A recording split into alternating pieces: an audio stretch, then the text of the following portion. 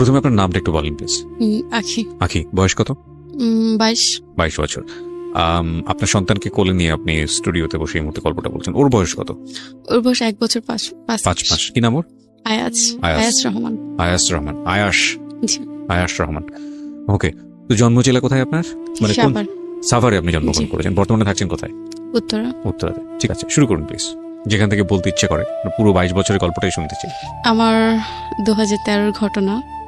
আমি তখন স্কুল 4-এ পড়ি। ক্লাস 4-এ পড়ে? জি, ক্লাস আচ্ছা। 4-এ পড়ি। বাবা কি করতে আপনার? বাবা কিছু করতো না, দোকান ভাড়া পেতো, ওখান থেকেই সংসার চলতো। আচ্ছা আচ্ছা। কয় ভাই বোন আপনারা? আমরা তিন ভাই 3 বোন। 3 ভাই 3 বোন। ওকে। আমার বাবা 2টা বিয়ে করছে। আমরা ছোট সংসারের। ছোট সংসারে। ওকে। আর ভাইগুলো সব বড় সংসারের। ওকে। খুব চঞ্চল ছিলাম আমি, এর জন্য আমার লেখাপড়াটা হয়নি। এখন লেখাপড়া হয়নি, পরে বাসায় ছিলাম প্রায় অনেক দিনই। আচ্ছা। পরে একটা বিয়ের কথা আসলো। ক্লাস 4-এ থাকতেই? হ্যাঁ, ক্লাস 4 থাকতে। তখন তো বাদ দিয়ে দিয়েছি পড়াশোনা। আচ্ছা। বিয়ের কথা আসলো। ছেলে একটু প্রতিবন্ধী, পায়ের সমস্যা আছে। পরে বাবা মেনে নিল। বিয়ের ডেটও ঠিক হয়েছে কোরবানি ঈদের পরে, মানে একটু লং টাইম ডেটে দিয়ে ফেলছে। পরে দেওয়ার পরে আরেক জায়গা থেকে বিয়ের কথা আসলো। বাবা আরেকজনকে আরেক জায়গায় একটা মেয়ে দেখাতে নিয়ে যাবে। পরে বাবা চিন্তা করলো ওই জায়গায় মেয়ে না দেখে আমার মেয়েতে আসছে। ছেলে আবার সিঙ্গাপুরে থাকে, ভালো, তার ফ্যামিলি একটু ছোট ধরনের, সে একটু সিঙ্গাপুরে থাকে, ভালো টাকা ইনকাম করে। এখন তার সাথে আমার কথা বলা দিল। কথা বলো না আগে যে লোকের সাথে আমার বিয়ের কথা ছিল, আমার বাবা একটু চালাকি করে আমার ভাবিদের ধারায় ওনাকে বাদ দিয়ে দিয়েছে। আমার এঙ্গেজমেন্টের কথাও ছিল। আচ্ছা। তাকে বাদ দিয়ে দিয়েছে। তারপর যাই হোক উনি চলে গেছে। খুবই কান্নাকাটি করছে, আমাকে বিয়ে করবি। এই প্রতিবন্ধী ছেলেটা? হ্যাঁ, আমাকে বিয়ে করবেই। তাদের অবস্থা অনেক ভালো ছিল। আচ্ছা। এখন বাবার তো রাগ, সে ওই ছেলেকে দিয়ে বিয়ে দিবে। প্রতিবন্ধী ছেলেকে দিয়ে? না, সিঙ্গাপুরে যে ছেলেটা থাকে সেই ছেলেটা। আচ্ছা। ওই ছেলেটা দিয়ে বিয়ে দিবে। এখন ছেলেটা সবকিছু ঠিকঠাক করলো। আমার মা আবার বাবার সাথে রাগ করে চলে গেছে। মা কথা বলতো, ঠিক হয়েছে, ভালো ফ্যামিলি যদি হয়ে থাকে তাহলে বিয়ে দেখ, কোনো সমস্যা নেই। বিয়ে হলো। তারপরে আমার বিয়ের 18 দিনের মাথায় উনি সিঙ্গাপুরে চলে যায়। আচ্ছা। এই 18 দিনে ভালো মতো ওনার সাথে আমার মেলামেশা হয় নাই। চলে যাওয়ার পরে আমি তখন আসলে অনেক কিছুই বুঝতাম না। আপনার বয়স কত তখন যখন আপনার বিয়ে হয়েছে? তখন 13 থেকে 14 বছর বয়সে? হ্যাঁ, এরকমই হবে। ওকে। চলে গেছে উনি চলে যাওয়ার পরে ভালোই ওনার ফ্যামিলির সাথে আমার ভালোই, আসলে প্রথম একটা মেয়ে অন্যের ঘরে গেলে অনেক কিছুই মেন্টেল করে চলতে হয়। আসলে তখন আমি এত কিছু বুঝতাম না। তখন একটু মজার ভিতরে ছিলাম, একটু আনন্দের ভিতরে ছিলাম, কথাবার্তা চলতেছে, ছেলে তো সিঙ্গাপুরের, ভালোই হবে, একটু বাবার বাড়িতে আসা যাওয়া। পরে উনি আবার আসলো, ওনার সাথে আমার ফোনে কথাই হতো। আচ্ছা। ভিডিও কলে কথাই হতো। পরে উনি আবার আসছে, আবার গেছে, এরকম 2বার করে উনি 2 থেকে 3 মাসের টাইম নিয়ে আসতো। আচ্ছা। ফার্স্ট হাজবেন্ডের সঙ্গে বয়সের ডিফারেন্স কত ছিল আপনার? ওনার বয়স 30। আপনার তখন 14? মানে আপনার ডাবলেরও বেশি? হ্যাঁ। ওকে। উনি একটু কালো ছিল। ওকে। আমি তো তখন ছোট ছিলাম, তো আমি ভালোই সুন্দর ছিলাম। আসলে আমি বললাম না, আমি এত কিছু বুঝতামও না, কি করলে কি হবে, কি বললে কি হবে। না, খুব স্বাভাবিক। এত কিছু বুঝতাম না। আর আমাদের ফ্যামিলিতে এরকম একটা জিনিস, আমাকে অনেক কিছুই বুঝতাম না। আমার ফ্যামিলির থেকে আমাকে অনেক কিছু বলে নাই। ভয় পেলে কি হবে, কেউ একটা কথা বলে কি উত্তর দিতে হবে, এগুলো আমাকে কখনো শেখায় না। জ্ঞানের প্রয়োজন সেগুলো কখনোই না। মা কখনো বলে নাই এই ওদিকে যাবা না তুমি। নিজের এনজয় মতো সবকিছুই করতাম, এদিকে যেতাম, ওদিকে যেতাম, সবকিছু করতাম। উনি আসার পরে ভালোই সংসার পরে উনি আবার চলে গেছে। চলে যাওয়ার পরে একটা মেয়ে আসছে সিঙ্গাপুর থেকে। মেয়েটা ভালোই বয়স হবে, কত হবে, 18, 19, 20 বয়স হবে। উনি আসার পরে আমাদের বাসায় আমার নাম জিজ্ঞেস করতেছে, আমি কে আসে বিষয়। পরে আমার শাশুড়ি বললো ও তো সোহেলের ওয়াইফ। পরে বলতেছে ও সোহেলের ওয়াইফ, এ নিয়ে একটু মানে ওনার দিয়ে দেখলাম উনি একটু মন খারাপ করছে। পরে জিজ্ঞেস করলাম কে আপনি? মা বলতেছে আমাদের বাসায় ছিল মেয়েটা, আগে ছিল, আমরা অনেক যত্ন করছি, মেয়েটার কেউ ছিল না, আমাদের বাসায় ছিল, আমাকে ফুপি বলে ডাকে। ফুপি বলে ডাকে। আমি সোহেলকে ফোন দিছি, আমাদের বাসায় একটা মেয়ে আসছে, মেয়েটা কে? বলে মেয়েটা তো এরকম এরকম আমার সাথে ছিল, আমার সাথে ভালো সম্পর্ক, এই সেই। আমার মন মেজাজ খারাপ হয়ে গেছে, মেয়েটা আমার বাসায় কেন আসছে? তুমি বিবাহিত, এটা জেনেও কেন আসছে? না আসতেও পারতো। ওর মেয়েটাকে ফোন দিলাম, আপনি আমার সাথে দেখা করেন, কোথায় আসবেন, ক্যাশ হয়ে। আর এর ভিতরে ও আমাকে অনেক কথাই বলে ফেলছে, ওর পার্সোনাল যে কথাগুলো আমাকে বলে ফেলছে। মেয়েটার সাথে মেয়েটা দেখা করবে না, কিছু ও মানা করে দিছে, দেখা করো না, দেখা করলে ওইটা অনেক দুষ্টু, অনেক রাগারাগি করতে পারে। আসলে খুব রাগ ছিল তখন আমার। পরে মেয়েটা দেশের বাড়ি চলে যায়, আসার পর ওনার বাসায় আমার দেখা করার কথা ছিল। বাসায় না, আমি একটু রেস্টুরেন্টে দেখা করার চেষ্টা করেছিলাম, হয়নি। পরে যাই হোক, ওনার বাসায় আমার দেখা করেছি, করার পরে কথা বললো, আপনি কেন আমার বাসায় গেলেন, কি উদ্দেশ্যে? বলে দেখলাম আমার থেকে সোহেলের ওয়াইফ সুন্দর কিনা, আসলে অনেক সুন্দর। আমি বলি সুন্দরে অসুন্দর কোনো প্রশ্ন ওঠে না। পরে আবার বলতে, তোমার হাজবেন্ডের সাথে তো আমি ছিলাম বলতে আপনি কথাগুলো কিভাবে বলতেছেন? আপনার সাথে আমি ভালো মতো দেখা করতে আসছি, আপনি কেন এই কথাগুলো আমাকে বলতেছেন? বলে হ্যাঁ, সিঙ্গাপুরেও তো আমি তোমার হাজবেন্ডের সাথে থাকেন। পরে খুবই ঝগড়া হয় ওনার সাথে। ঝগড়া হওয়ার পর আমার হাতে অনেক টাকা ছিল। বাবার বাড়ি যখনই যেতাম বাবা টাকা দিত। হাজব্যান্ডের কাছে কখনোই টাকা পেতাম না। আমি পেতাম না বলতে, সে তো বাহিরে থাকতো, আর বাহিরে থেকে কখনোই টাকা পাঠাতেন। একবার পাঠিয়েছে উনি টাকা, 5,000 না কত জানি। বাবা এই সব কিছু আমাকে দেখাশোনা করতো, টাকা দিত, কাপড় চোপড় কিনে দিত। পরে ওই টাকা দিয়ে আমি অনেকগুলো ঘুমের ট্যাবলেট খেয়ে ফেলি। কয় পাতা হবে, 5-6 পাতা হবে। আমি বাসে আসছি, আসার পরে আমার যে হাজব্যান্ড, তার মামতো ভাই বলে দিচ্ছে, ভাবি তো ওই বাসায় গেছিল, ওই মেয়েটার সাথে ঝগড়া করছে। তারপর আমরা ওনাকে বাসায় পাঠায় দিচ্ছি। এই কথাটা আমার শ্বশুর আর শাশুড়িকে এসে বলছে। ঘরে আবার ছোট ভাইয়ের বউ ছিল, ওনাকেও এসে বলছে। বলার পর ওই যে আমি যে ঘুমের ট্যাবলেট নিয়ে আসছি, আমি খাবো, আমার নিয়ত খারাপ, কেন আমি এগুলো শুনবো? আমি তাকে বিয়ে করছি, আমি কেন এগুলো শুনবো? আর আমি তো প্রেম করে বিয়ে করিনি, আমার বাবা আমাকে দিচ্ছে। পরে রাত্রে অল্প কটা ভাত খেয়ে আমি আর আমার শাশুড়ির সাথে কেউর সাথে কথা বলি নাই। অনেকগুলো অল্প একটু ভাত খেয়ে ঘরে চলে গেছে। আর আমাদের ওই ঘরটা ছিল কি টিনের ঘর। আমার বাবার বাড়ির অবস্থা ভালো, তাদের বাসায় এসে আমি ঘুমাইতেও পারতাম না, কিচ্ছু না। টিনের ঘর, একটু দরজাটা ধাক্কা দিলেই খুলে যেত, এরকম অবস্থা ছিল। পরে অনেকগুলো ঘুমের ট্যাবলেট খেয়ে ফেলি সেদিন রাত্রে আমার মনে আছে, এখনো মনে আছে, আমি রাত্রে অনেকবার বমি করছি। আচ্ছা। ওনাদের কলপারে যে বমি যখন করছি, তখন যে ট্যাবলেট গুলো খাইছে অনেকগুলো বের হয়ে গেছে।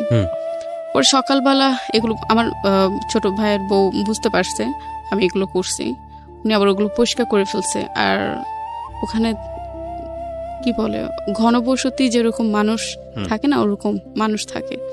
এখন এক কথা শুনলে তো আরেক কথা হবেই, এটা স্বাভাবিক। একজনে বলে আমি নেশা করছি, আরেকজনে বলে এটা করছি সেটা করছি। পরে আমার মাকে ফোন দেয়, সকাল আর উঠি না, উঠবো কিভাবে, অনেকগুলো ঘুমের ট্যাবলেট খেয়ে ফেলছি। আমার মাকে ফোন দেয়, মা এসে দেখে এই অবস্থা। মা আবার আমার বড় মাও এসে দুজনে এসে আমাকে নিয়ে যায়।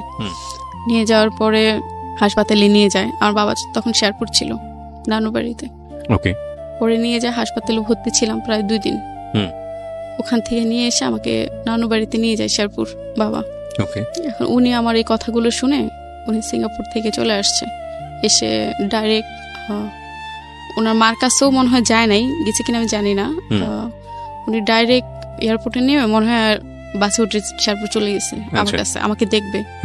তখন আমার সেন্স এতটাই ছিল না, তখন আমি শেরপুর অঞ্চলে তো গ্রাম অঞ্চল, প্যান্ট শার্ট পরলে খুবই মাইন্ডে নেয় সবাই। এখন আমি সবগুলো কাপড় ছিঁড়ে ফেলছি, যে অসুস্থ ছিলাম তখন সেন্স ছিল না, তখন সবগুলো কাপড় ছিঁড়ে ফেলছে। আমাকে আবার প্যান্ট শার্ট পরা আমি খুবই পছন্দ করতাম, এখনো অনেক পছন্দ করি, দেখলে আমার খুবই আফসোস লাগে। তখন প্যান্ট শার্ট অনেকগুলো নিছি ব্যাগে করে, নেওয়ার পরে ওগুলো পরছি। আমার হাজবেন্ড একদমই পছন্দ করে নাই, বাবা ওই জিনিসটা মেনে নেয় নাই। পরে আমাকে গায়ে হাত দিল, কেন এটা পরছো, তুমি অন্য কিছু পরো। পরে প্যান্ট শার্টই পরছি, অন্য একটা নিছি। পরে উনি আসার পরে অনেক কথাবার্তা বলে উনি আমাকে নিয়ে গেছে। নিয়ে যাওয়ার পরে পরবর্তীতে শুনতে পারে উনি আবার একটা বিয়ে করছে আমার আগে। ও কিভাবে জানতে পারেন এটা? এটা ওই যে বললাম না, ওনাদের বাসাটা এরকম একটা বাসা, ঘনবসতি। আচ্ছা, একজন একটা কথা বললে আরেকজনের মানে কান চলে যায়। যেমন আমি ঘুমে ট্যাবলেট খাইছি আর ওনারা বলতেছে আমি নেশা করছি, আচ্ছা আচ্ছা, ইয়াবা খাইছি, এটা খাইছি, সেটা খাইছি, এর জন্য এই অবস্থা। আমি কখনোই নেশা করি নাই, কখনোই না।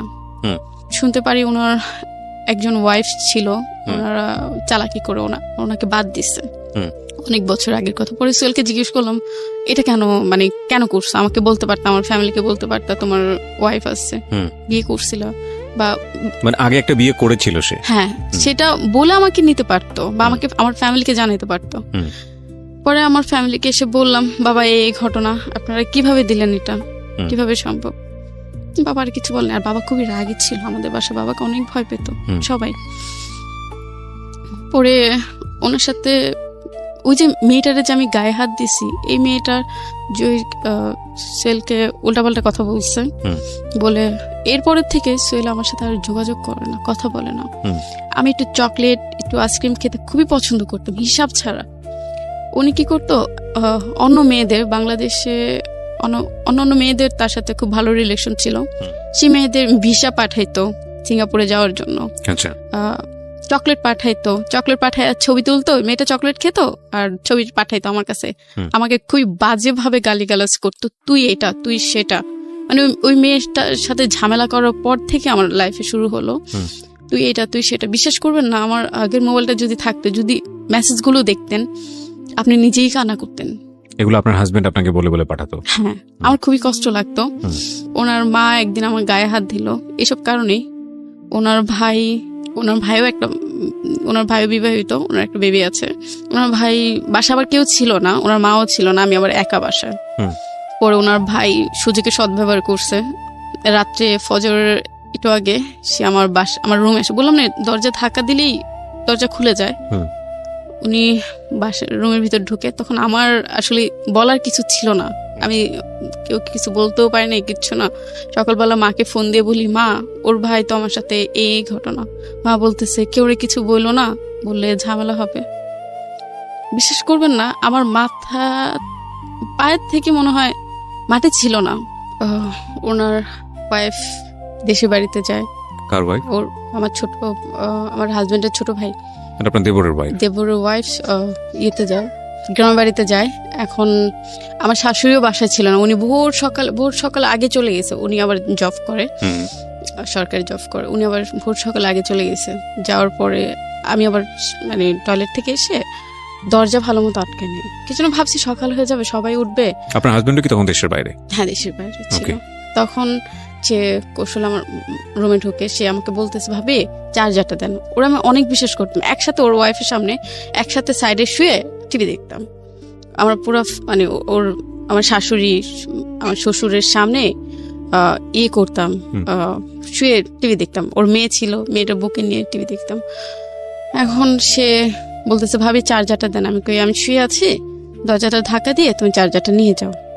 পরে চার্জার নেয় নাই সে রুমে ঢুকেই আমাকে মুখ চাপ দিয়ে বাজে একটা। আমি ইন্ডিটেলার নিতে চাচ্ছি না, সামহাউ যে ঘটনাটা ঘটেছে। তারপর সে বিশ্বাস করবে না, মানে আমি কখনই ভাবি নাই ও আমার ছোট ভাইয়ের ভাই, ওরা আমার নিজের ভাইয়ের মতো দেখতাম। কিছু একসাথে ঘুমাতাম, একসাথে কথা বলতাম। আপনি কি করলেন এরকম একটা ঘটনা ঘটে যাওয়ার পরে? তখন মাকে বললাম, মা এই ঘটনা, সে তো আমার সাথে এটা করছে। মা বলতেছে কেউ বলা দরকার নাই, বললে তোমার সংসার টিকবে না। পরে ঘুমিয়েছিলাম অনেকক্ষণ, খুবই কষ্ট পাইছি। আবার সেদিন আবার আমার হাজবেন্ডের জন্য গরু মাংস পাঠানোর কথা ছিল। কোন দেশে থাকতো? সিঙ্গাপুরে কথা ছিল ওনার জন্য গরু মাংস রান্না করো। তখন আমার শাশুড়ি বলতেছে, কি হয়েছে, এরকম শুয়ে থাকলে হবে, যাও বাজার থেকে গরু মাংস কিনে নিয়ে আসো, অল্প আছে আরো নিয়ে আসো। আপনি শাশুড়িকে বলেছিলেন এই ঘটনাটা? আমার মা বলেছিল। আপনার মা বলেছিল, রেসপন্স কি ছিল? কোনোটাই না, বলতেছে আমার ছেলে আসুক, আমার ছেলেকে জিজ্ঞেস করব। ছেলে তো ছিল না রাত্রে বাসায়, সে তো কোথায় যেন চলে গেছে, এটা আমার শাশুড়ি বলতেছে।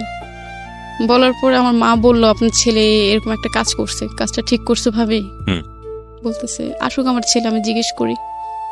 সকালে উঠে গরু মাংস আনতে গেছি, চিলাচিলিতে গরু মাংস আনতে গেছি, পাই নাই। বাসায় এসে বাসা থেকে তখনই বের হয়ে গেছি। বের হয়ে আমি দক্ষিণখান থানায়, উত্তরা থানায় গেছি, দক্ষিণখান থানায় গেছি। পরে সবকিছু খুলে বললাম। মানে থানায় গেছেন মানে কি আপনি কেস করার জন্য? হ্যাঁ। এই সিদ্ধান্তটা আপনাকে কে দিয়েছিল? আমার নিজে, আমি আমার হাজবেন্ডকে বলছিলাম। আচ্ছা, বলার পরে এই ঘটনা তোমার ভাই এটা করেছে, বলে তুমি আমার ভাই বলে কেউ নাই, তুমি মামলা করতে পারো বা কিছু করতে পারো। উনি আপনাকে ইন্সপায়ার করেছে? হ্যাঁ। Very good, excellent.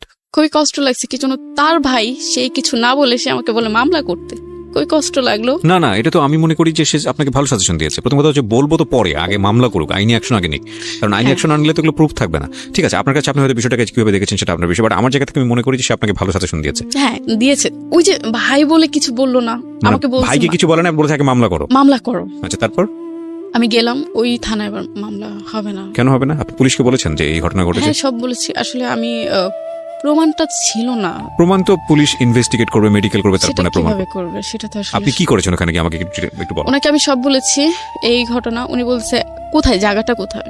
পরে আমি জায়গাটা বলছি এখানে, বলে এখানে না, আপনি এয়ারপোর্ট থানায় যান। আচ্ছা, মানে ওই থানার মধ্যে আপনি জানেন আর কি, থানা এরিয়া তো অন্য থানায় চলে গিয়েছে। হ্যাঁ, আমি জানতাম না কোন থানায় গেলে কি হবে। আচ্ছা, এটা আমি জানতাম না, যেন কখনোই ভাবি না আমি থানায় যেতে হবে। ওকে। পরে এয়ারপোর্ট থানায় গেলাম, পরে বলতেছে এটা এখানে না, আপনি এয়ারপোর্টের ভিতরে একটা থানা আছে, আপনি ওখানে যান। আচ্ছা, তারপর হাতে টাকা ছিল না, খুবই কষ্ট করে আমি হেঁটে হেঁটে হেঁটে হেঁটে গেছি খুঁজ করে। পরে যে অনেকক্ষণ বসেছিলাম, বললাম আপনার সাথে একটু কথা বলবো। অফিসারে বলতেছে আপনার সাথে একটু কথা বলবো। বলে কি কথা বলবেন? আমি ওনার সামনে বলা যাবে না, একটা লোক ছিল, উনি অফিসার ছিল, আমি আসলে জানি না, আমার তো ওরকম ভাবে বলে নাই উনি অফিসার ছিল। এখন বলতেছে, আমি অনেকক্ষণ বসে আছি, কিন্তু লজ্জার কথা, বলা যাবে না কেউ সামনে, তখন ছোট ছিলাম, বুঝতেও পারিনি। অনেকক্ষণ পরে বলতেছে, উনিও তো অফিসার, আপনি বলেন ওনার সামনে কি বলতে চান। আপনি অনেকক্ষণ ধরে বসে আছেন। কি পুলিশ অফিসার? হ্যাঁ। কোন মহিলা অফিসার ছিল না থানাতে? ছিল না। আচ্ছা, তারপর পরে বললাম আমার সাথে এই ঘটেছে, এই ঘটনা, আমি মামলা করতে চাই। আপনার বয়স কত? 14 হবে, 13-14 হবে। বলে আপনাকে বিয়ে দিচ্ছে, আপনার বাবা মাও ধরে নিয়ে যাব, আপনার শ্বশুর শাশুড়িকে ধরে নিয়ে যাবো, কিন্তু আপনি নাবালক। তখনই আমি আসলে নাবালক ছিলাম, দুজনকে ধরে নিয়ে যাব। একটু ভয় লাগছে, আমার শ্বশুর বাড়ির লোকগুলো ধরলে আমার কোনো আপত্তি না, আমার বাবা মাকে যদি ধরে তাহলে আমার খুবই কষ্ট লাগবে, আমার কারণে আমার বাবা মা কিছু হবে, সেটা আমি কখনোই চাই নাই, ভয় লাগছে। তারপর বলতেছে আপনার শ্বশুরের নাম্বার আছে? হ্যাঁ আছে। আমার শ্বশুরও ফোন দিয়ে বললো আপনার ছেলের বউ আসছে, এই ঘটনা কি হয়েছে। পরে আমার শ্বশুরই উল্টাপাল্টা বুঝাইতেছে, আসলে এগুলো মিথ্যে কথা, সে মিথ্যে কথা প্রচার করতেছে বা কিছু। আমি বলি আপনি মেডিকেলে যদি নিয়ে যান আমাকে নিতে পারেন, আমার কোনো আপত্তি নাই। পরে আমাকে অনেক কিছু বুঝায়া ওখান থেকে, আমার শ্বশুর যখন বলছে মিথ্যে কথা এগুলো প্রচার করতেছে, তখন ওই অফিসারটা অনেক কিছু বুঝে আমাকে ওখান থেকে বিদায় করে দিচ্ছে। অফিসারই আপনাকে বুঝিয়ে পার করে দিয়েছে ওখান থেকে? কি বুঝিয়েছে আপনাকে? আপনার বাবা মাকে ধরে নিয়ে যাবো, কিছু আপনি নাবালক। সেটা আপনার, সেটা লিগ্যাল অ্যাকশন থেকে অফিসার 100% কারেক্ট কথা বলেছে। এগুলো বলে আমাকে পাঠিয়ে দিয়েছে, সে আমাকে আসলে ওরকম ভাবে গুরুত্ব দেয় নাই আপনার কাছে মনে হয়েছে। হ্যাঁ, বাট সে আপনাকে যে কথাটা বলেছে সেটা কিন্তু কারেক্ট। 13-14 বছর বয়সে যে বাবা মা বিয়ে দেয় তারা কিন্তু ultimately is one kind of crime, এবং সে যদি লিগ্যাল পার্সপেক্টিভ থেকে যদি দৌড়ায় তাহলে আপনার বাবা মাও কিন্তু আসলে এই ঘটনার প্রেক্ষাপটে কিন্তু টান পড়তে পারে। তো আমি জানি না, আমি নট এ লয়ার, বাট আমার মনে হয় পুলিশ যেখানে আপনাকে যে এটা বলেছে সেটা বলেছে ঠিকই আছে। তবে একটা জিনিস আমার মনে হয় যে থানাতে আসলে ওই সময়টাতে আপনি ডিমান্ড করেছেন কিনা জানি না, কোন মহিলা পুলিশ তো থাকার কথা যাকে গিয়ে আপনি ওই সময়টাতে পাননি, তো আপনি কি করলেন, কি সিদ্ধান্ত নিলেন? তারপরে পরে মন উঠে গেছে তাদের উপরে। পরে মা বলতেছে একটা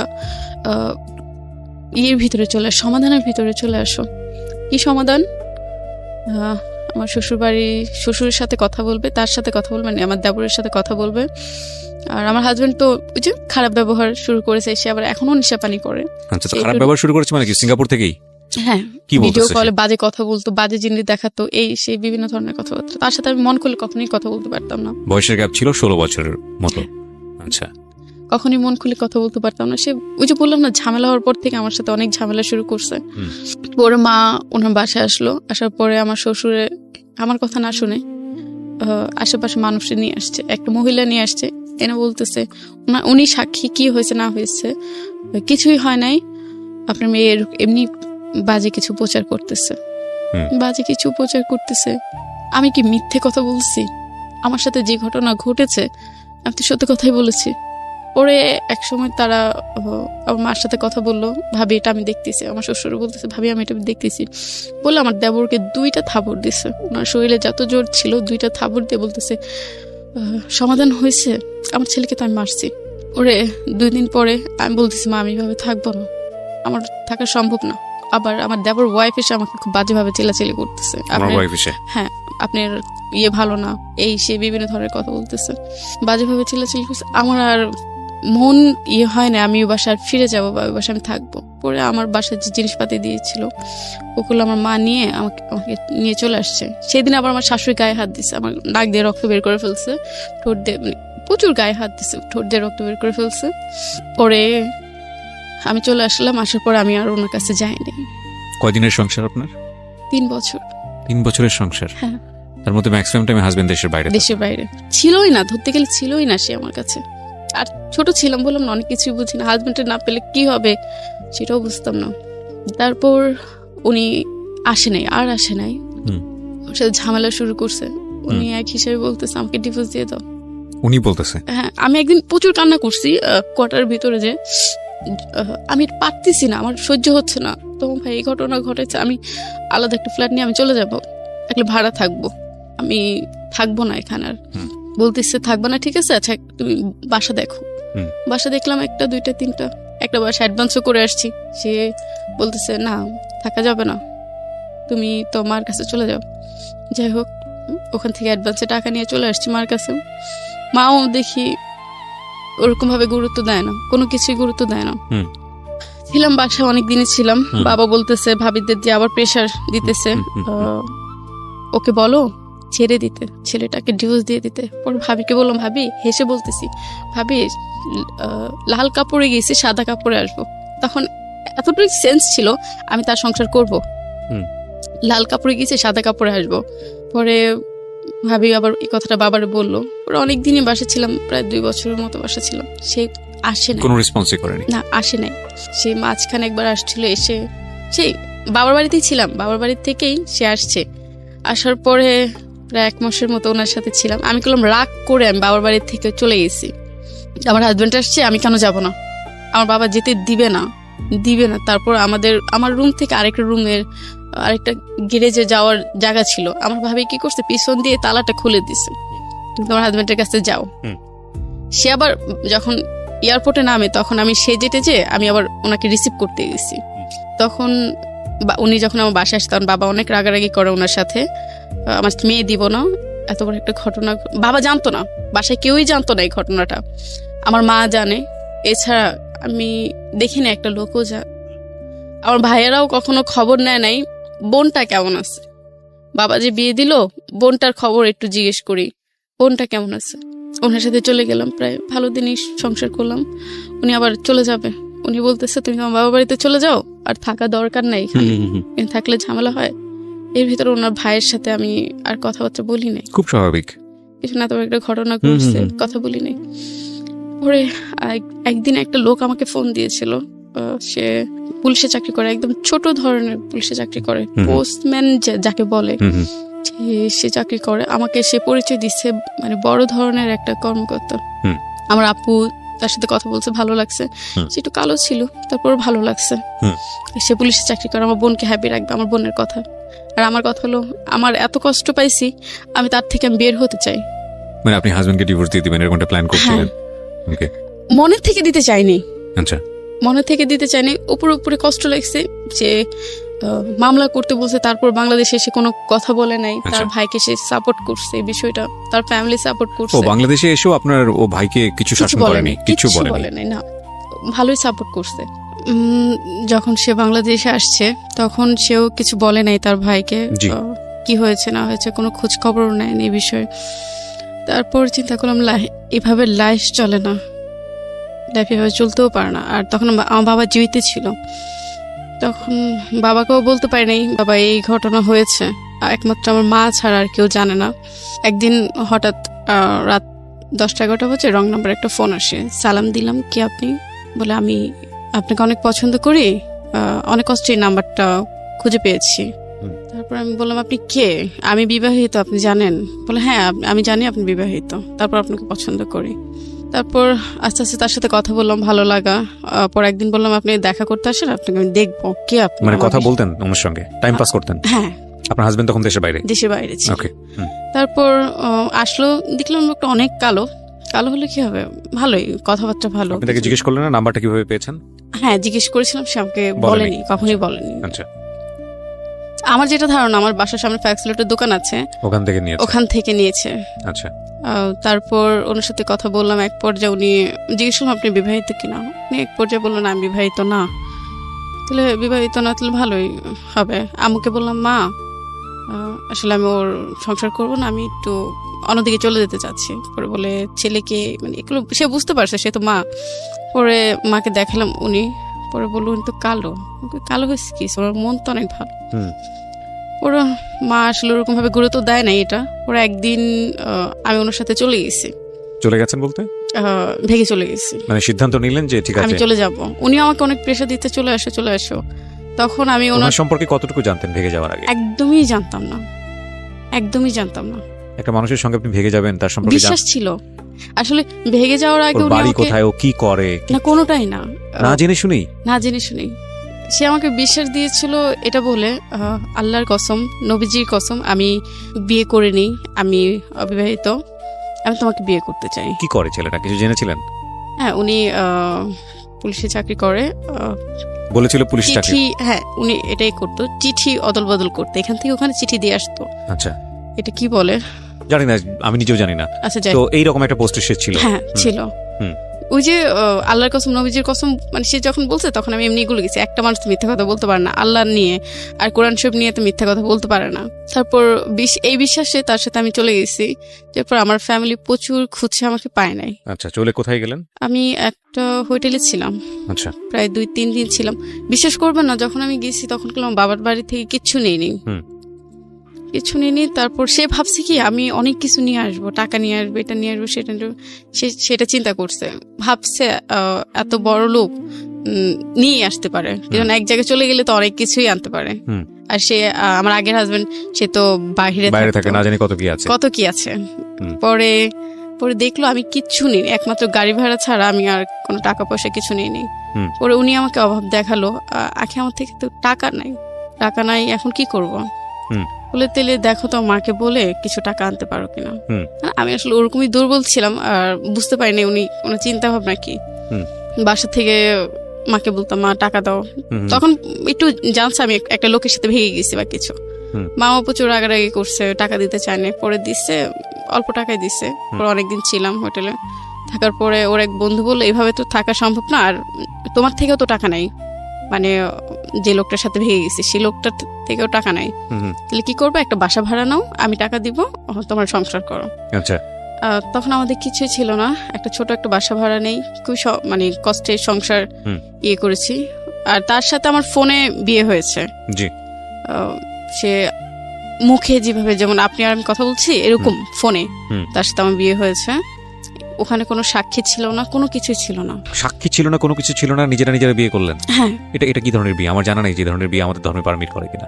এখন বিশ্বাসের উপরে এইভাবে বিশ্বাসের উপরে আপনি যদি ধর্মীয় বিধান মতেও যান, তাহলে তো আপনাকে জানতে হবে যে ধর্মে অ্যাটলিস্ট কোনটা পারমিট করেছে। আমি যতদূর জানি যে ধর্ম বিয়েটাকে অনেক সহজ করেছে, যদিও আমরা আমাদের প্রাত্যহিক জীবনে বিয়ে ব্যাপারটাকে অনেক কঠিন করে ফেলেছি, সেটা একটা অনেক অন্য বিষয়। কিন্তু এতটা সহজ করেনি যে ঠিক আছে ছেলে রাজি মেয়ে রাজি দুজনে কবুল করলাম বিয়ে হয়ে গেল, কারণ ওখানে তো একজন হুজুর থাকতে হবে। আমি যতদূর জানি আমার কোনো কিছুই ছিল না, প্লাস একটা সাক্ষীরও বিষয় আছে, কোনো কিছুই না। আমি শুনেছি এরকম ব্যাপারও আছে নাকি, আমি নিশ্চিত নই। আমি ধর্মীয় ব্যাপারে যেসব ব্যাপারগুলো আপনাদেরকে বলি সেগুলো আসলে আমার এই আশেপাশ থেকে জানা শোনা পড়া টুকটাক, বাট আমি এগুলো নিশ্চিত নই।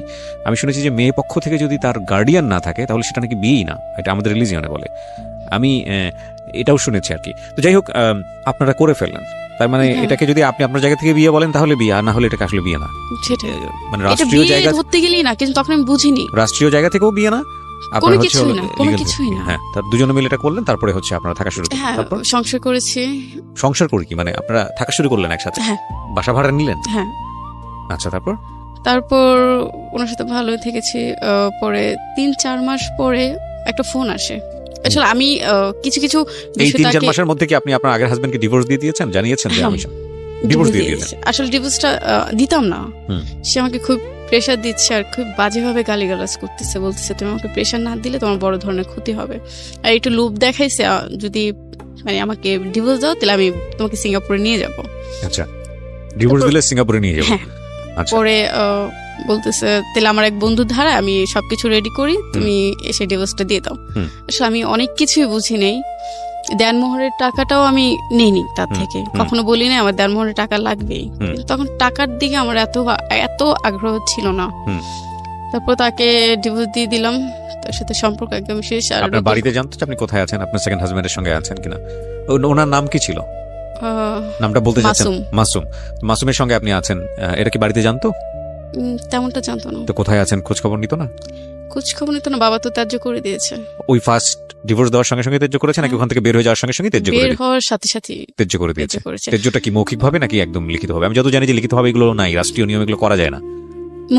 মুখে বলেছে তুমি আমার আজ থেকে সম্পর্ক নাই, ত্যায্য মেয়ে। হ্যাঁ, ওকে, ঠিক আছে। তারপর আমার হাজবেন্ডকে মেনে নেয় নাই বাসায় কেউ। আমার তিনটা ভাইও মেনে নেয় নাই। আর বাবা তো দূরের কথা, বাবা আসলে ওখানে একটু ভুল করেছে। আমি ছোট মেয়ে, আমি ভুল করে ফেলেছি। বাবার উচিত ছিল, তার অনেক নামি দামি লোকেদের সাথে হাত ছিল, সে একটা ফোন দিলেই আজকে আমি ওখান থেকে বের হয়ে চলে আসতে পারতাম, এরকম বাবার ক্ষমতা ছিল। বাবা করেনি, ঠিক আছে, রাগ করে সিদ্ধান্ত নিয়েছে, করেনি। তো কি হলো, আপনি সংসার করছিলেন 3 মাসের মাথায় আপনার একটা ফোন আসলো, আপনি যেটা বলছেন 3-4 মাসে একটা ফোন আসলো। ফোন আসার আগে আমি একটু কিছু মানে জিনিসগুলো খেয়াল করতেছি। ওনার দুইটা সিম, একটা সিম বন্ধ থাকতো আর আরেকটা সিম ওপেন থাকতো সবসময়। আবার উনি আবার কয়দিন পর পর বলতো কি, আখি স্যারের বাড়িতে যাব, ফোন দিতে পারবা না, ওখানে নেটওয়ার্কের সমস্যা। তারপর উনি এরকম করলো, প্রায় কয়েকবারই করলো। উনি শুধু এতটুকু বলে যেত আমার বসের সাথে তাদের বাড়িতে যাব, তুমি ফোন দিলে পাবা না। ঠিকই তাই, খুবই কষ্ট লাগতো, কান্না করতাম, ওনার ফোন ধরতেছে না, পাচ্ছি না। পরে একদিন হুট করে ওনার কাছে একটা ফোন আসলো, ফোনটা আমি রিসিভ করেছি, উনি ওয়াশরুমে ছিল, ফোনটা আমি রিসিভ করেছি। পরে জিজ্ঞেস করলাম আপনি কে? বলে আপনি কে? পরে বলতেছে বলে আমি তো মাসুমের ওয়াইফ। আমি বলি আপনি মাসুমের ওয়াইফ? এ কথা উনি বলতে দেরি নেই। আর আমার একটা বাজে গুণ ছিল কি, আমি নাম্বার দেখে মুখস্থ করে ফেলতাম, এক নজর দেখতাম আর মুখস্থ হয়ে যেত আমার। তারপর উনি সাথে সাথে মোবাইলটা কেটে বাসা থেকে বের হয়ে ওনার বন্ধুর বাসায় গেল, যেন ওনার ওয়াইফে দিয়ে ফোন দেওয়া হয়েছে। আমি তো শিল্পীর বাসায় ছিলাম, শিল্পী ফোনটা রিসিভ করছে, ওনার ওয়াইফে উনি ফোন দিয়ে বলতেছে। আমি ওনার বাসায় ঢুকে, ওনার বন্ধুর বাসায় ঢুকে আমি কান্না করে দিলাম, ভাবি আপনিও জানতেন? বলে না ভাবি, আমি তো কিছু জানতাম না। পরে বললাম এই ঘটনা, ওনার ওয়াইফ আছে, আপনি জানতেন? কি জানতেন আমাকে বলেন তো। উনি আমাকে বলে নাই। পরে ওনার বন্ধুর কাছে গেলাম, ভাইয়া কি হয়েছে আমাকে বলেন, এরকম কেন হলো? আর ভাইয়াটা না সবসময় বলতো, আখি তুমি যদি আমার ছোট বোন হতা আমি কখনোই ওর কাছে বিয়ে দিতাম না, কখনোই না। আচ্ছা, আমি ভাইকে জিজ্ঞেস করছি কেন ভাই কি হয়েছে? বলে এমনি, হাসি দিয়ে উড়াই দিত, এমনি, কখনোই বিয়ে দিতাম না। ভাইয়া বলল ওনার তো একটা ওয়াইফ আছে, একটা বেবি আছে। 3 মাস সংসার করার পরে, 4 মাস সংসার করার পরে। তারপর আমি ওনাকে জিজ্ঞেস করলাম আপনার এগুলো আছে, আপনি কেন বলেননি আমাকে? আমার একটা সংসার ভেঙে আপনি নিয়ে আসছেন, আপনার উচিত ছিল এই কাজগুলো করার। আর আমাদের ফ্যামিলি তো জানেন কেমন রাগী। পরে বলতেছে আসলে আখি তোমাকে ভালোবাসি, পছন্দ করি, এর জন্য তোমাকে আমি নিয়ে আসছি।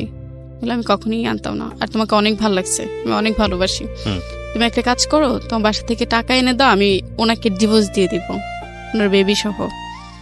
পরে আমি রাজি হলাম, মাকে বললাম মা আমাকে 2-3 লাখ টাকা দাও, আমি ওনাকে দিব।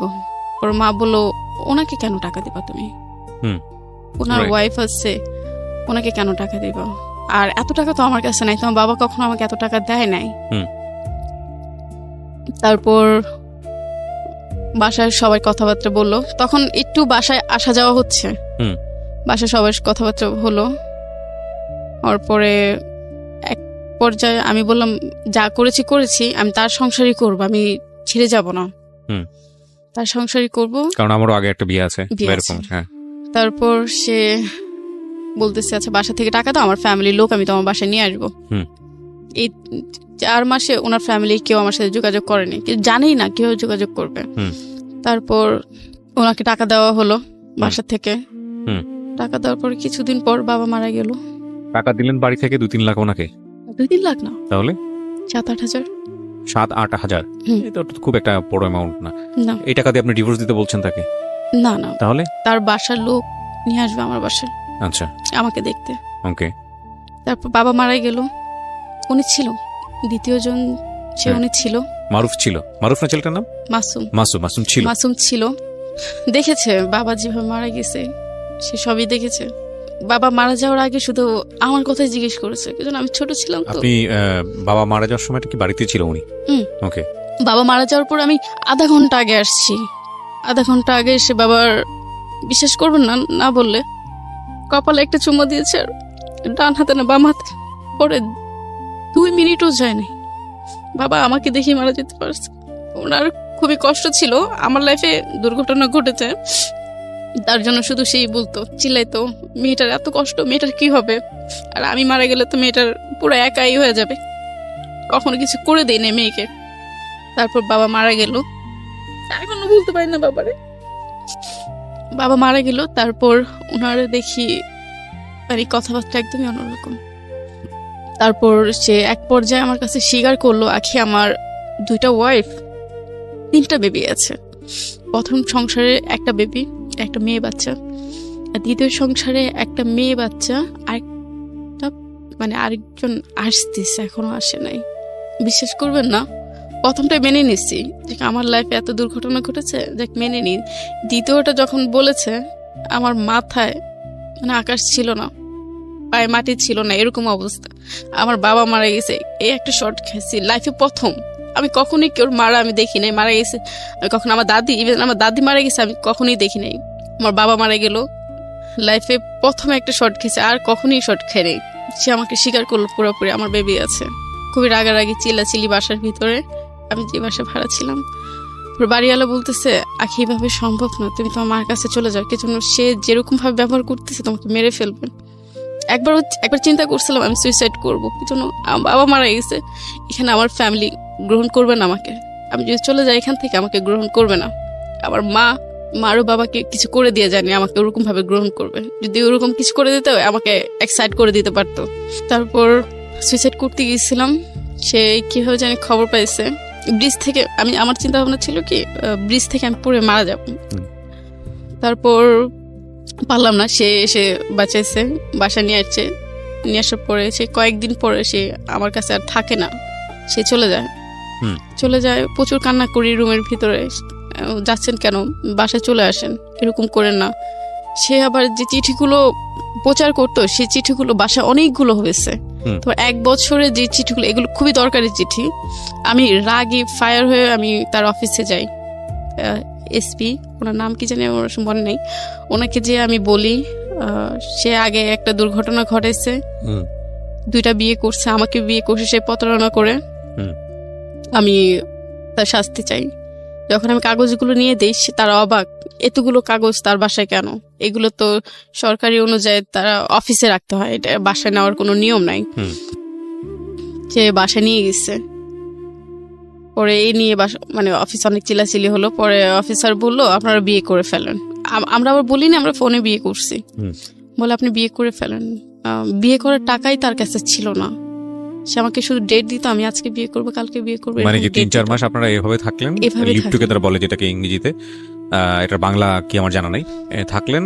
এবং তারপরে যেটা হলো যে অফিস থেকে বললো যে আপনারা বিয়ে করে ফেলেন, এই 2টো বউ থাকার পরেও হ্যাঁ কোন ধরনের লিগ্যাল অ্যাকশনের কথা বললো না? না। ওকে, তারপর আমি তাকে এতবার করে বুঝলাম, আমার সাথে এত বড় প্রতারণা করলো, আর এই চিঠিগুলো তার সে সরায় ফেলো, তার জন্য কোন একটা ব্যবস্থা নেন, তারা সেটা নেয়নি। সে বিয়ে করতে বললো, মানে অফিসার বিয়ে করতে বললো, তারপর সে শুধু ডেট দিত আজ আর কালার। এর ভিতরে সেদিনই আমি আমার বাবার বাড়িতে চলে গেছি, একটু সাইন করতে হবে মামলার কাজে, সাইন করতে হবে, কি যেন বাবা মারা গিয়েছে, এখন আমরা 3 ভাই 3 বোন আর 1 মা, ওনাদের ছাড়া তো সাইন হবে না, সরি 2 মা, সাইন হবে না। এখন আপনার বাবাও 2টো বিয়ে, ওকে, 2টো বিয়ে করলে কি হবে, ওনার লাইফটা এরকম ভাবে চলছে, আমি আমার লাইফে কখনো দেখিনি। মানে দুজনকে খুব সুন্দর করে ম্যানেজ করেছে। ওকে, আমি আমার বাসায় যাই, এর ভিতরে আমার ফোন আসে, বাড়িওয়ালা ফোন দিয়েছে, বলতেছে আখি বাসা থেকে সবকিছু নিয়ে মাসুম চলে গেছে। কোথায় গেছে বলে জানি না।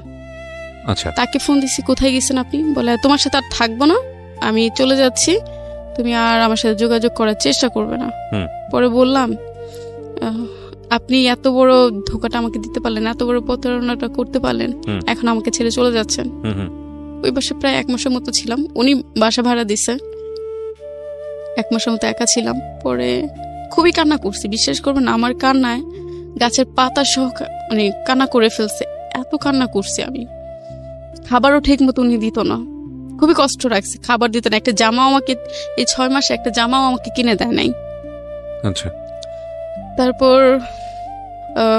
আমি যখন চলে আসি তখন আমি যেভাবে উনি আমাকে বিয়ে করেছিল আমি সেভাবে ওনাকে আমি তালাক দিয়ে আসি। আচ্ছা, যেভাবে আমার বিয়ে হয়েছিল ওভাবে তাকে তালাক দিই, দিয়ে আমি চলে আসি। তারপর একটা লোকের সাথে আমার দেখা হয়েছিল টিকিট আনতে যায়, পরে এত বড় সিরিয়াল ছিল আসলে। ট্রেনের টিকিট কাটছিলেন কেন?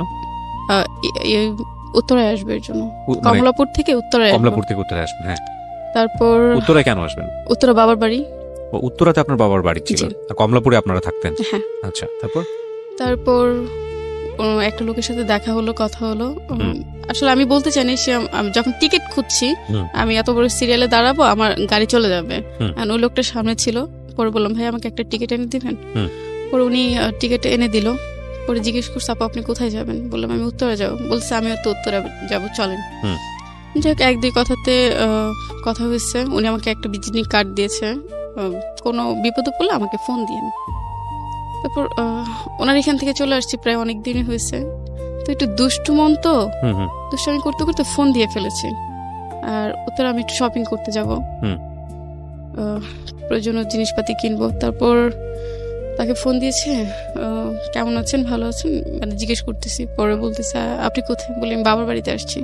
আবার সেই কলম সবকিছু বলতে দ্বিতীয় জনের কথা জানতো, আমি ওনার সাথে ছিলাম, এইভাবে এই ঘটনা ঘটছে।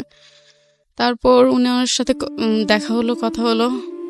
তারপর উনি এক পর্যায়ে আমাকে বলে ফেললো আপনি কি আমাকে বিয়ে করবেন? মানে কি প্রথম দেখাতেই এই ধরনের কথাবার্তা? না, প্রায় 1 মাসের মতো মোবাইলে কথা হয়েছে, আর এর ভিতর তো ওনাকে আমি সবকিছুই বলেছি। পরে উনি আমাকে বললো আপনি কি আমাকে বিয়ে করবেন? পরে বললাম আমার লাইফে এত ঘটনা ঘটেছে, আপনি কি জানেন? জেনে শুনে তো একটা মেয়ে কিভাবে নেওয়া যাবে না, আপনি তো কিছুই জানেন না। বলে আমি জানি আপনার বিয়ে হয়েছে, এই ঘটনা এসে। বলে না, আমাকে আরেকটা বিয়ে হয়েছিল। পরে বলে কি হয়েছিল আপনি আমাকে বলেন তো। তখন ওনার সাথে আমার সরাসরি কথা হচ্ছে, আপনি আমাকে সাথে দেখা করেন, তারপরে যদি মনে হয় আপনি আমাকে বিয়ে করবেন তাহলে আমি রাজি, আর যদি মনে হয় না আপনি আমাকে বিয়ে করবেন না তাহলে আমি চলে যাব, কোনো সমস্যা নেই। পরে ওনাকে সবকিছু খুলে বললাম, আমার আগে বিয়ে হয়েছিল, বাবা দিয়েছিল, ঝামেলা হয়েছে, এই জন্য চলে আসছি। রেপের কথাটা সে জানতো না, তাকে আজও পর্যন্ত আমি তাকে বলিনি। ওকে, এটা হয়েছে আমার সাথে, এটা আমি কখনোই বলিনি। তারপর উনি সবকিছু জেনে, আমি তো এগুলো বলেই কান্না করে দিয়েছি। তারপর সে কি বললো, আখি আমার লাইফও একটা ঘটনা আছে। কি ঘটনা? আমার ওয়াইফ ছিল, ডিভোর্স হয়ে গেছে, একটা বেবি আছে। বেবিটার ছবি দিল, বিশেষ করবেন না, বেবিটা আমি বাচ্চাদের আদর করতাম, প্রচুর আদর করতাম, হিসাব ছাড়া। তারপর বেবিটা দেখে আমার ভালো লাগলো, বেবিটা যদি আমাকে দিয়ে দেয় আমি আল্লাহর রহমতে আমি তাকে পালবো। কোনো মা তার বাচ্চাকে ছাড়তে চায় না, কখনই চাবে না। তারপর ওনার সাথে কথা হলো। পরে এক পর্যায়ে আমি বললাম আপনি আমার বাসায় প্রস্তাব পাঠান। সে প্রস্তাব না পাঠায়, সে আমার কাকার সাথে না আমার এক ভাইয়ের সাথে যোগাযোগ করে আমার বাসায় আসলো। আমার ফ্যামিলি রাজি, এই জন্য শুনেছে সব দুর্ঘটনা ঘটেছে শুনেছে, আর তারও একটা দুর্ঘটনা আছে, সেটা আমার ওই ভাই বলছে আমার ফ্যামিলিকে। বাসা সবাই রাজি। বাসা থেকে তার বাসে গেল, তার বাসা যখন যায় তখন তার মা আমার মাকে বলতেছে তার তো ওয়াইফ আসছে, কেন আপনি মেয়েকে দিবেন? আসলে ওরকম গুছায় বলতে পারেনি, আমার মাও বুঝে নেই। তারপর ওখান থেকে চলে আসে, তখন বলল তুমি ইয়ে করো, বিয়ে করবা, লোকজন নিয়ে আসো। আর এর ভিতরে আমার সব কেনাকাটা শেষ, বিয়ে কেনাকাটা শেষ, প্রায় উনি 2 লাখের মতো খরচ করেছে আমার পিছনে, কেনাকাটা শেষ। যাই হোক, উনি বিয়ের তারিখ দেয়, এটা দেয় সেটা দেশে, লোক নিয়ে আসে না। পরে এক পর্যায়ে সে বলতেছে আমার বাসা থেকে লোক আসবে না, আমি নিজেই বিয়ে করব। পরে আমার ফ্যামিলির সাথে আমার মার একটু ঝামেলা হয়, রাগে পরে আমার আম্মু করে যে আমাকে বিয়ে দেয়। আপনার মা ছিল এই বিয়ে? মা ছিল। আপনার তৃতীয় বিয়ে? জি, মা ছিল, আমার এক ভাই আর মা যে করে বিয়ে দেয়। পরে সেদিনই আমার বাসা থেকে আমি চলে যাই তার বাসায়। ভালোই সংসার করতেছি। কতদিন পরে আমার একটু, আমি এর ভিতরে তার খোঁজ খবর নেয় নাই কি হয়েছে না হয়েছে, কি জন্য তার বাসা ফাঁকা পেয়েছে আমার বাসার লোক, ওনার ওয়াইফ ছিল না, তাহলে ডিভোর্সই হয়েছে। আর আমি ওরকম ভাবে দেখি নাই বা খোঁজ খবর নেই ওনার ওয়াইফ আছে কিনা। তারপর একদিন ওই যে বললাম না, এক দেখাতে আমার নাম্বারগুলো মনে পড়ে যায়। জি, এখন ওনার ওয়াইফের নাম্বার যেভাবেই হোক, আমি তখন তার মোবাইল ধরতাম, ওনার ওয়াইফের নাম্বার আমি পেয়ে যাই। পেয়ে যাওয়ার পরে আমি জিজ্ঞেস করি, আমি আসলে পরিচয়টা দিই না, জিজ্ঞেস করি কে আপনি, কোথায় থাকেন, তার সাথে ডিভোর্স হয়েছে কিনা। সে আবার বুঝে যায়, শিক্ষিত মানুষ তো বুঝে যায় আমি একটা মেয়ে তার সাথে আছি, এরকম বুঝে যায়।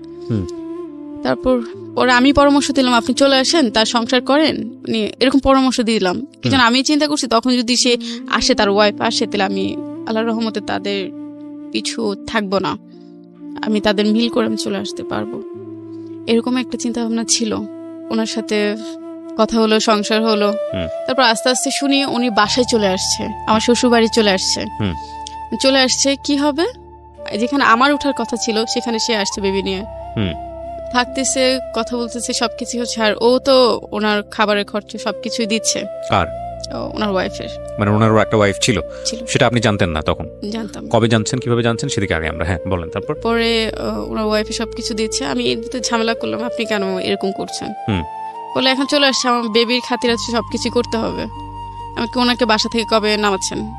বলে নামাবো না, উনি থাকবে, বেবিটা বড় হোক তারপরে নামাবো। আস্তে আস্তে ওনার সাথে প্রায় 2 বছর সংসার, 6 মাসের মাথায় আমার বেবি আমি কনসেপ্ট করি। তারপর কথা হয়, যোগাযোগ হয় ওর সাথে। আর ও দেখি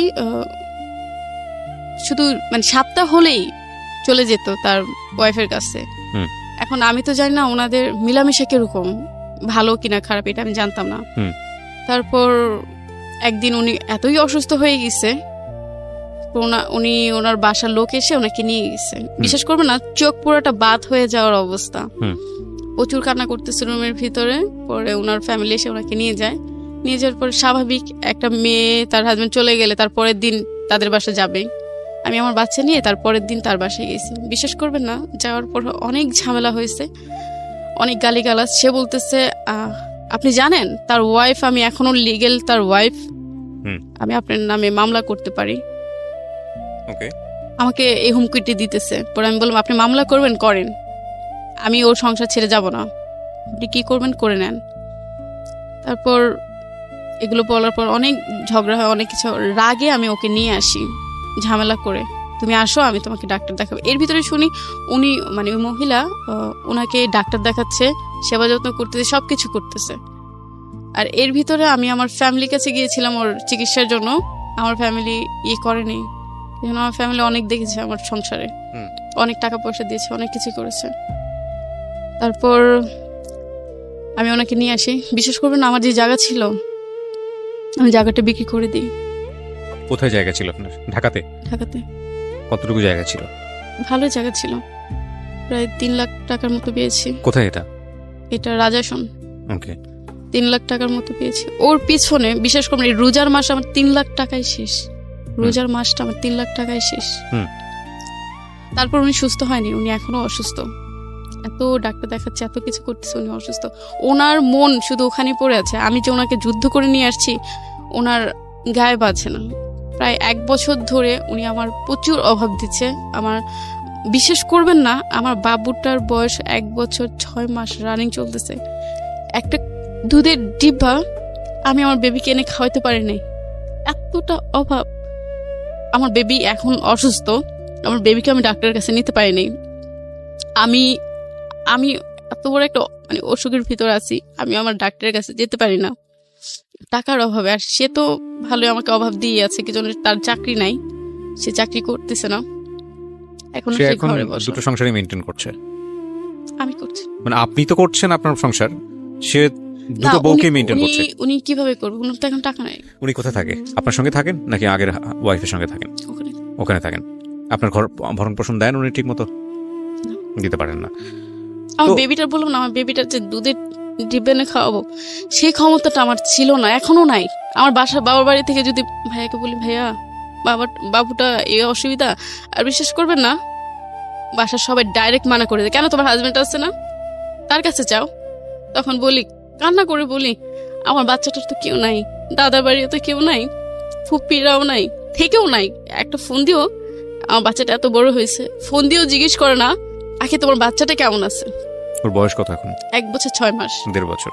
এখনো জিজ্ঞেস করে না, এখনো রানিং চলতেছে, এখনো জিজ্ঞেস করে না আমার ভাইয়ের ছেলে কেমন আছে। খুবই কষ্ট লাগে, খুবই কান্না পায়। ঈদ গেলে আমি শ্বশুর বাড়ি যেতে পারি না, আমার বাচ্চাটা তার দাদার চেহারা দেখতে পারে না। আমার বাচ্চাটা যে আমি একা কিভাবে পালতেছি একমাত্র আমি জানি, আর আল্লাহ জানে। এখন আমার বাচ্চা অসুস্থ, দেখলে আপনি বুঝতে পারবেন, সে ক্ষমতা নাই আমি তাকে ডাক্তারের কাছে নিব। আর বিশ্বাস করবেন না, আপনার এখানে যখন আসছি আমি তেহারি খেয়েছি, আমি কয় বছর পরে যে আমি তেহারি খেয়েছি আমি নিজে বলতে পারবো না। আমি গরু মাংসের চেহারা দেখি না, মাছের চেহারা দেখি না। আমার বাবার বাড়িতে আমি কখনো এই অভাব দেখি নাই, আমার এই হাজবেন্ডের কাছে এটা আমি এত অভাবে পড়ছি। আমার বাচ্চাটার আমি ঠিক মতো আমি টেক কেয়ার করতে পারি না। আমি এখানে আসলে না পুরো গল্পটা শুনে আমার কাছে যেটা মনে হচ্ছে, খুব ছোট্ট একটা গল্প কিন্তু অনেক বড় গল্প আমরা খুব ছোট করে উপস্থাপন করলাম এখানে। আমি এখানে একটা জিনিস যেটা দেখলাম, মানে আপনি যে ফ্যামিলিতে বড় হয়েছেন, আপনার বাবাকে প্রতি সম্মান রেখে বলছে, আল্লাহ তাকে জান্নাত নসিব করে তিনি চলে গেছেন। প্রত্যেকটা জায়গায় আপনার বাবার ফ্যামিলি থেকে শুরু করে আপনার নিজের জীবনে যেখানে যে ঘটনাগুলো ঘটে গেছে, এখানে একটা জিনিসের মিল আছে, সেটা হলো বহু বিবাহ। আপনি যে পরবর্তীতে দুটো বিয়ে আপনার হলো, সেটা আপনার জীবনের অন্যতম একটা ভুল সিদ্ধান্ত ছিল, এবং সেজন্যই হয়তো আজকে আপনি সিক্রেটসে। কিন্তু এটা বলার অপেক্ষা রাখে না, পরিবার থেকে আপনার যদি সাপোর্টটা থাকতো, আমি কখনো পাননি। ম্যাক্সিমাম কেস মেয়েদের ক্ষেত্রে আমি সবসময় যেটা দেখেছি, ম্যাক্সিমাম কেস 99% কেস হলো ফ্যামিলি থেকে ফুল সাপোর্টটা না থাকা, যে কারণে মেয়েদের জীবনে এইসব সিক্রেটসের জন্ম হয়। বেসিক নিড কিচ্ছু না, আপনি তো এখনো ভালো নাই। আপনি যদি আপনার সংসারে এখনো আমার হাজবেন্ড চেষ্টা করতেছে আমার বেবিকে আলাদা করে দিবে আমার থেকে, এখনো মানে চেষ্টা করছে, সে আপনার কাছ থেকে নিয়ে যাবে। আকার ইঙ্গিতে ডাইরেক্ট বলে আমার বোনের কাছে লাগলে আমি আমার বেবিকে রেখে দিব, তারপর আমি তোমাকে দিব, ডিভোর্স দিয়ে দিবে বা ওরকম একটা প্ল্যান করে। যাই হোক, আমি সেটা একেবারেই ব্যক্তিগত বিষয়, আপনারা কি করবেন না করবেন, কিন্তু এটার ইকুয়েশন শেষ পর্যন্ত আসলে কোথায় দাঁড়াবে জানি না। তবে একটা কথা হচ্ছে, রিজিক দেবার মালিক আল্লাহ। আমরা সিচুয়েশনালি যত বেশি খারাপ সিচুয়েশনে থাকি না কেন, আমাদের মানে বিশ্বাস রাখতে হবে, বিশ্বাস রেখে সামনের দিকে আগাতে হবে। আপনার গল্পটা শুনে আমি আসলে কি বলবো, আমি শুধু ওই কথাটাই বলতে চাই আবারও, যে ফ্যামিলি থেকে সাপোর্ট না থাকলে, ওই যে প্রথম যখন রেপ হয়েছে তখন যদি আমার ফ্যামিলি যদি আমাকে সবভাবে যদি সাপোর্ট দিত, সবভাবে যদি ধরে রাখতো। শুধু ফ্যামিলি না, আপনি দেখেন বাংলাদেশে আইন আছে, এবং আইন নারী নির্যাতনের বন্ধে শক্তিশালী আইন আছে। দুঃখের বিষয় হচ্ছে যে এই আইনটার সঠিক ব্যবহার আমাদের দেশে হয় কিনা সেটা নিয়ে কথা বলার আছে। দেখুন, একটা নারী রেপ হয়ে থানায় গেল সে, কিন্তু সে শেষ পর্যন্ত সেখানে সে মামলা করতে পারলো না। হাজবেন্ড বলল মামলা করে দাও, কিন্তু সেভাবে সে সাপোর্ট দিল না। দেশে আসলো, তারপরও সে সাপোর্টটা দিল না। বাধ্য হয়ে সে সিদ্ধান্ত নিল সে তার হাজবেন্ডের সংসার ছেড়ে দেবে, এবং সেই সিদ্ধান্তের জায়গাটা তার ব্যক্তিগত জায়গা থেকে অনেক বড় একটা ভুল সিদ্ধান্ত ছিল, কারণ সে ভালো লোকের কাছে যায়নি। এবং আরো মজার বিষয় হচ্ছে, এই সময়টাতে বাবা তাকে ত্যায্য করে দিল, তাহলে মেয়েটা যাবে কোথায়? এই সম্পূর্ণভাবেই এটা একটা ভার্নারেবল জীবন। আমরা আসলে একটা মানুষের ঘটনা নিয়ে, একটা মানুষকে দেখে তাকে নিয়ে আসলে যে মন্তব্যটা করি, একটা মেয়ে কতটা কষ্ট পেলে, একটা মেয়ে কতটা ভয়ঙ্কর পরিস্থিতির মধ্যে গেলে সে বাধ্য হয় নিজের জীবনে ভুল সিদ্ধান্ত নিতে, সেটা আসলে যেই নেয় সেই বোঝে, এছাড়া বুঝবে না। তো আজকের এই সিক্রেটস খুব ছোট্ট করেই এখানে উপস্থাপন করলাম আমরা। শেষ কথাটা শুধু এতটুকুই বলতে চাই, family is a one kind of responsibility, it is not one kind, family is responsibility. হ্যাঁ, আপনি প্রেম করছেন, যা করা লিগেলি যায় ততটুকু করছেন বা তার চেয়ে বেশি করছেন, সেটা অন্য হিসাব, সেটার জন্য অন্য তর্ক বিতর্ক। কিন্তু যখন আপনি বিয়ে করে ফেললেন, তখন আপনাকে মেন্টালি সিদ্ধান্ত নিয়ে রাখতে হবে এটাই, যে বিয়েটা একটা বিশাল সিদ্ধান্ত। এবং বিয়েটা আমি যদি ছেলেদের এন্ড থেকে বলি, তাহলে বিষয়টা এরকম যে না, আপনি একটা সংসারের দায়িত্ব নিচ্ছেন, এবং বাচ্চা যখন চলে আসে, আল্লাহ যখন গিফট হিসেবে আপনাকে কিছু দেন, এই একটা বিশাল নিয়ামত, সেই সময়টাতে কোনোভাবেই পিছনের দিকে তাকানোর কোনো সুযোগ নাই, কারণ আপনার সংসারে একটা নতুন সম্ভাবনা এসছে।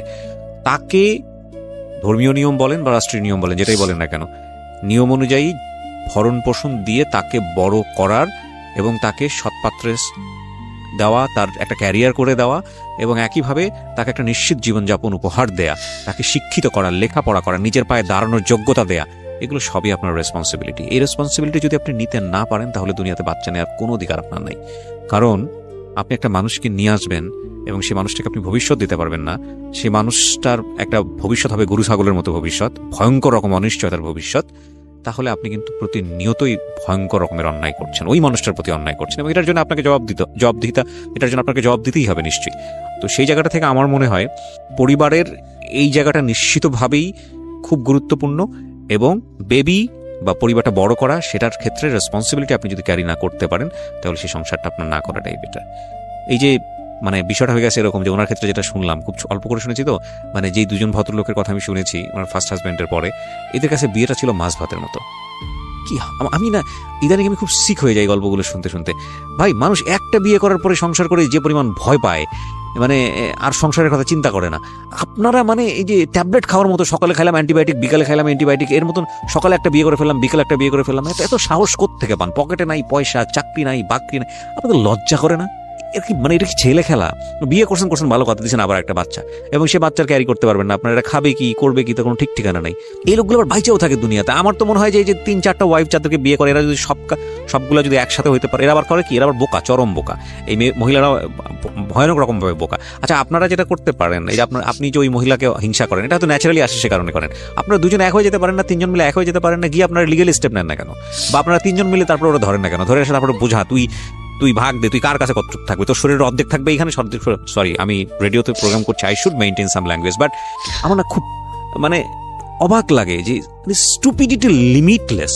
এবং আমার মনে হয় এইসব ক্ষেত্রে এরকম করা উচিত। যদি কখনো কেউ জানতে পারে যে না, বিয়ে একটা করে ফেলেছে, ফাইন, তাকে হিংসা না করে, তাকে জেলাস না করে, তার কাছ থেকে ক্যামেরা নিয়ে আসবো, ওই সংসারটা ভেঙে ফেলতে হবে, তাকে ইয়ে করতে হবে, তা না করে বরং তার সাথে হাত করেন, তার সাথে যোগাযোগ করেন যে ক্ষতি আপনারও করছে, ক্ষতি আমারও করছে, এবার চলেন ফাইনাল খেলা খেলি, নিয়ে আসেন ওর জ্ঞাতি গোষ্ঠী সহ, ধৈর্য, তারপরে হচ্ছে লিগেল স্টেপ নেন।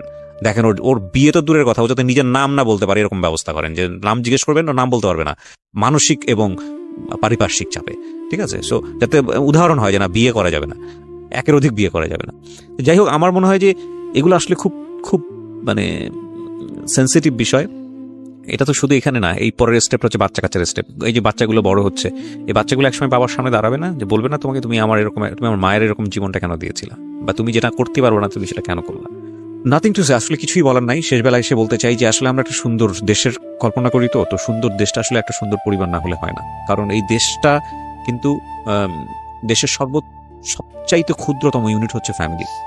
আপনি যাই বলেন না কেন, যেটাই বলেন না কেন, একটা মানুষের যখন পরিবার থাকে না, একটা মানুষের এত পরিশ্রম করে, দিন শেষে কিছু ইনকাম করে, কিংবা এত ভালো কাজ করছে, এই মানুষগুলো যখন অ্যাপ্রিসিয়েশন পাওয়ার কোনো জায়গা থাকে না, এই পরিশ্রম করে পরিশ্রমের ফসলটা দেওয়ার জায়গা থাকে না, তখন ওই মানুষটার কোনো এথিক্স থাকে না, সেটা রাষ্ট্রীয় এথিক্সই হোক বা সোশ্যাল এথিক্সই হোক।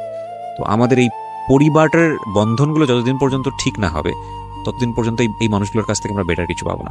আমি খুব অবাক হব না যে এই মানুষটা, যিনি আজকে এখানে অনুষ্ঠানে এসেছেন, সে যদি পেটের দায়ে কোনো অপরাধ করে, আমি খুব অবাক হব না। কেন অবাক হব? কারণ ওর লাস্ট ভয়েসটা কি ছিল আপনি শুনতে পেরেছেন? যে লাস্ট কবে আমি মাছ খেয়েছি আমার মনে পড়ে না, আমি লাস্ট কবে পেট ভরে ভাত খেয়েছি আমার মনে পড়ে না, আমার সন্তানটা অসুস্থ, আমার দুধ কেনার টাকা নাই। তো ওই মানুষটার কাছ থেকে আপনি এক্সপেক্ট করেন কিভাবে যে এই মানুষটা ভালো থাকবে সারা জীবন? এবং এই মানুষটা অবৈধ কাজ করে, খারাপ কাজ করে যদি পয়সা রোজগার করে, আপনি তাকে বাধা দিবেন কিভাবে? বিকজ তার নিডস এটা। এটার পেছনে দায়ীটা কে তাহলে? এটার পেছনে দায়ীটা হচ্ছে এই বহুবিবাহ। আজকে আমরা যদি সিঙ্গেল একটা ঘটনা থেকে যাই, সো আমাদের ওই ঘুরে ফিরে কোনো না কোনোভাবেই কেন যেন আমাদের ওই ফ্যামিলিতেই যেতে হয়। আমরা যেন ওই জায়গাটায় গিয়ে স্টিক হয়ে যাই, যে একটা ফ্যামিলির বন্ধন যখন ঠিক না হয়, একটা ফ্যামিলির নর্মস অ্যান্ড ভ্যালুস যদি ঠিক না হয়, তাহলে এই ফ্যামিলির সন্তানরা, ফ্যামিলিতে যারা বড় হচ্ছে, তারা বিভিন্ন রকমের ক্রাইম করতে বাধ্য। সুতরাং এই জায়গাটা ঠিক রাখাটা খুবই জরুরি। অনেক ভালো থাকুন। আজকের মতো এখানে শেষ করছি প্রিয় শ্রোতা। আসলে এটা নেভার এন্ডিং স্টোরি, কজ সামনের রবিবার হয়তো আরও একজন আসবে, যে হয়তো এসে তার জীবনের সিক্রেটগুলো বলে আমাদেরকে একটা ভিন্ন মাত্রায় নিয়ে যাবে। তবে আমাদের সবসময় যে টার্গেটটা থাকে, যে একজনের সিক্রেট থেকে আমাদের 1000 জনের সিক্রেট যেন স্টপ হয়ে যায়, তাহলে আমরা বলতে পারবো আমরা সাকসেস।